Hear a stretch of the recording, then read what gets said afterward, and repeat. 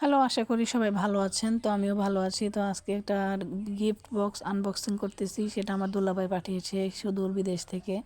তো এটা আমাদের হাতে আইসা পৌঁছাইতে অনেক কটখার মানে কি বলে খড়কাট পোড়ানো হয়েছে। মানে অনেক কষ্টের পরে আমরা হাতে পেয়েছি।